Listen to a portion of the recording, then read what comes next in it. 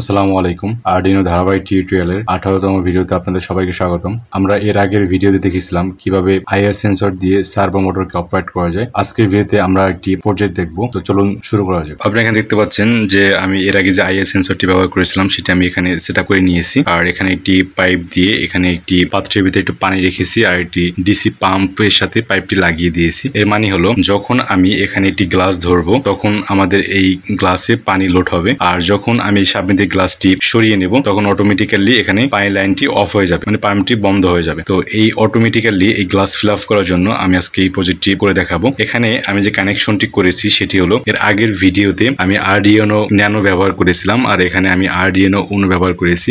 Same connection, আমি same পিনে connection রেখেছি। এর আগে যেরকম আইআর সেন্সরটি আমরা পাওয়ার দিয়েছিলাম এবং 5 নাম্বার পিনে তার আউটপুট কানেক্ট করেছিলাম, সেম একই রকম এখানে আমি করে রেখেছি। আর আমাদের যে ডিসি পাম্প মোটরে এখানে নেগেটিভ যে প্রান্ত আছে সেখানে আমি গ্রাউন্ডে কানেক্ট করে দিয়েছি, আর 7 নাম্বার যে পিন আছে সেখানে আমি পজিটিভ প্রান্ত কানেক্ট করে দিয়েছি। এতটুকু হলো কানেকশন, আপনারা অবশ্যই এটি পারবেন। এখন আমি আপনাদের কম্পিউটার স্ক্রিনে যাচ্ছি। কম্পিউটার স্ক্রিনে নিয়ে আপনাদের এর প্রোগ্রাম সম্পর্কে আলোচনা করব। তো চলুন কম্পিউটার স্ক্রিনে যাওয়া যাক। ফার্স্টে আমি আরডিনোটি কম্পিউটারের সাথে কানেক্ট করে নিচ্ছি। এরপরে কম্পিউটার স্ক্রিনে এসে আমরা বরাবরের মতো আরডিনো আইডিই যে সফটওয়্যারটি আছে সেটি ওপেন করে নিব। আমি এখানে এর আগের ভিডিওতে যে প্রোগ্রামটি করেছিলাম সেটি আমি এখানে রেখে দিয়েছি। এটির উপরে আমি এডিট করব। এখানে আমাদের যেহেতু সার্ভো মোটর প্রয়োজন নাই তাই আমি এডিট করে দিচ্ছি। এখানে আমাদের যেটি লিখতে হবে সেটি হলো আমাদের একটি ভেরিয়েবল নিতে হবে। ইন্টিজার টাইপের একটি ভেরিয়েবল নিব।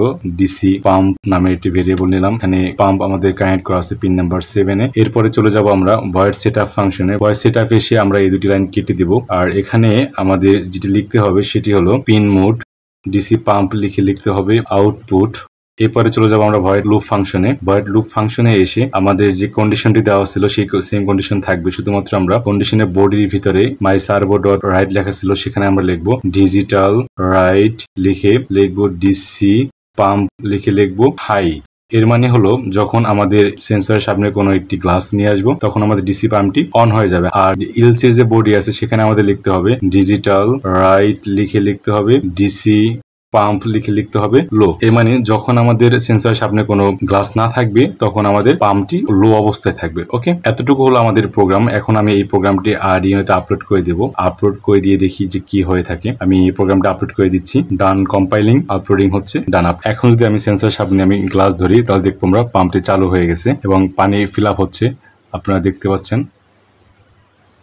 আমি আপনাদের দেখানোর চেষ্টা করতেছি। এখানে আপনারা দেখতে পাচ্ছেন যে পানি ফিল আপ হচ্ছে।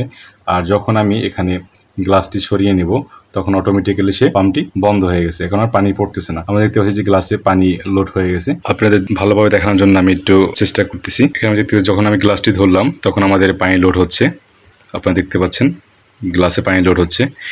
আর যখন আমি এখান থেকে গ্লাসটি সরিয়ে নিচ্ছি তখন সেখানে পানি পড়া বন্ধ হয়ে গেছে।